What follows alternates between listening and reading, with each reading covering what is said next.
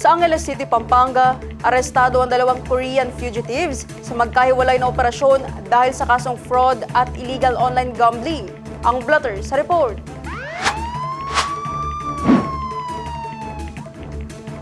Ang mga suspect ay edad 45 at 33. Isinagawa ang magkahiwalay na operasyon ng mga otoridad mula alas 9 ng umaga hanggang 1:30 ng hapon sa Campupot Street at Clark Freeport Zone sa Angeles City, Pampanga. Ang isa sa mga suspect ay wanted sa kasong illegal online gambling habang ang isa naman ay nahaharap sa kasong fraud at kabilang sa Interpol Red Notice. Napag-alaman din na overstaying na ang dalawa sa Pilipinas.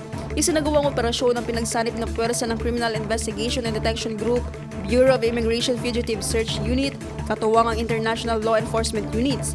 Matapos ang operasyon, agad na isinuko ang mga narestong dayuhan sa Bureau of Immigration para sa kaukulang dokumentasyon at legal na proseso, kabilang ang posibleng deportation.